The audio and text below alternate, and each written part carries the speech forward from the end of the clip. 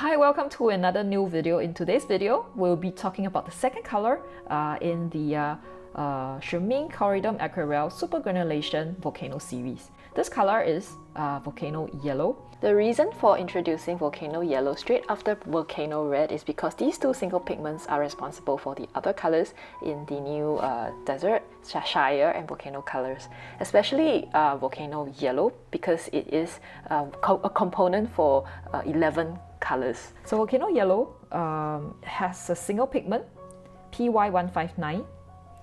It is supposed to be transparent. We shall look at this to see if it really is transparent. It has excellent light fastness, shown by the 5 stars. It's supposed to be non-staining, and it's granulating.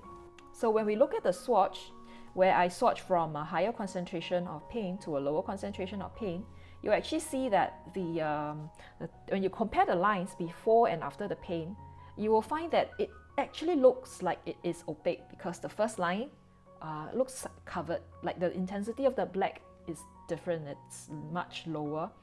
And then you can also see this from the actual paint, like the handwriting, the writing that I did.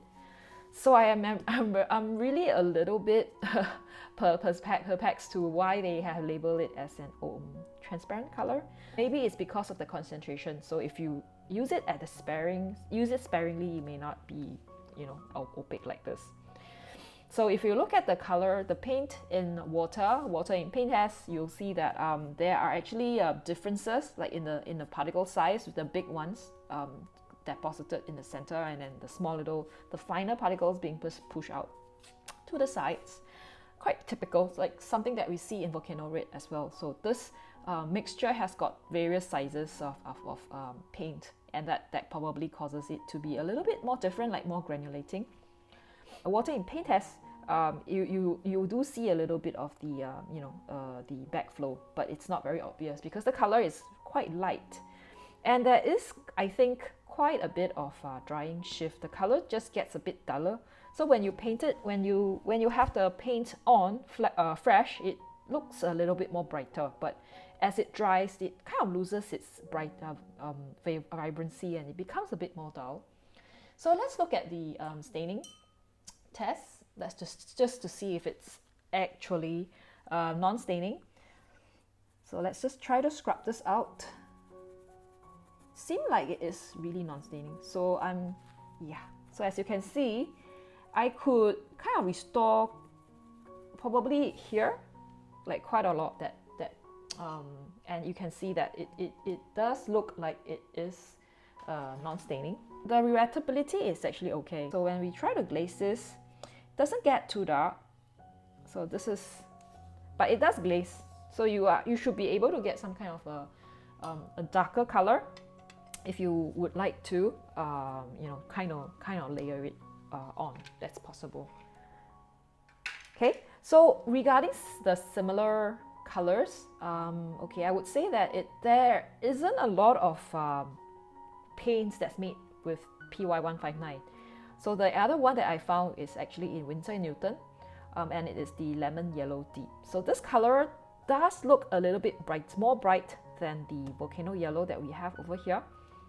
But it's not as granulating, but you do see like it's a little bit more, like how consistent and homogeneous yellows are normally.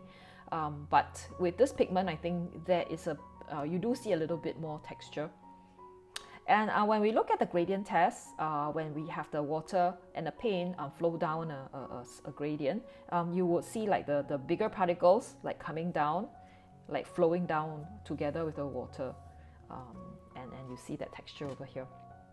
So when we look at the mixture or mixes, when you go down to the red, you do see that it especially with the red color and the magenta-ish, pinkish color, the rose colors, you do get some kind of an orange, a flash, like a coral color, which is pretty nice.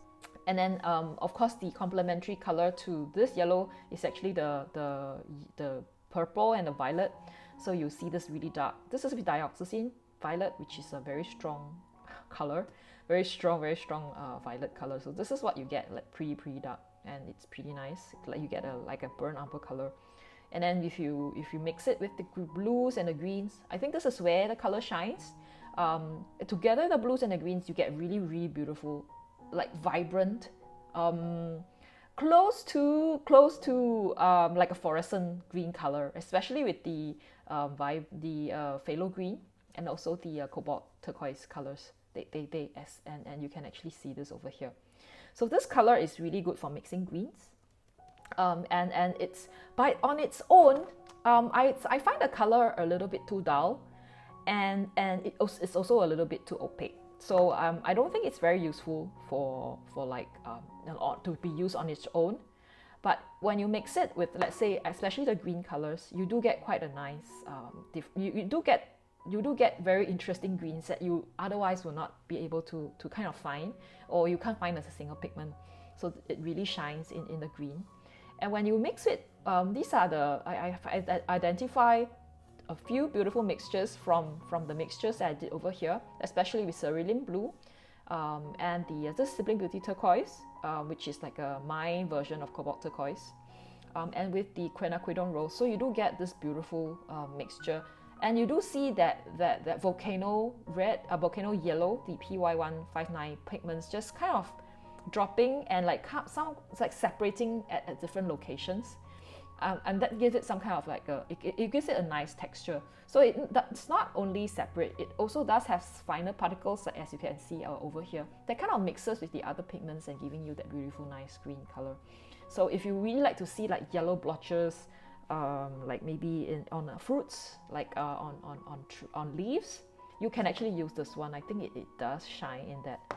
So so in summary, it's a single pigment. It's a dull yellow color, kind of opaque, and I feel like it does look a little bit more gritty and blotchy, and it's very textured, so you can't really use it on like a ink and wash if there are lines underneath. Very nice in mixtures, especially the greens and the blues. So let's see how I've used it, this paint in a shopfront painting.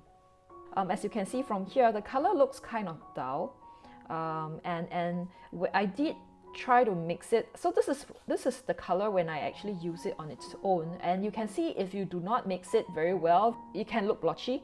Especially like here, when it's more concentrated, you get this you do see that these parts are kind of like darker. And over here, when it is not as strong, when the color is more diluted, you see that it's more like a Naples yellow color, like very light pastel-y yellow color.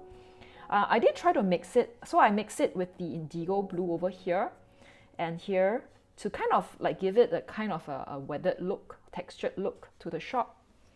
And then over here, I did try to mix it with the transparent pyro orange, which is like a strong orangey, warm red color, and you give this really nice coral red color, orange color. And with the cerulean blue, it's a nice green color over here. So all in all, I think this one fares a little bit better than the volcano red in terms of like covering the lines, because this is has very light, low value. Like it's not very bright, it's not very strong, so it does not cover so much of the lines. So it's still quite okay. So we have reached the end of the video. I hope that you've enjoyed what I've shared today.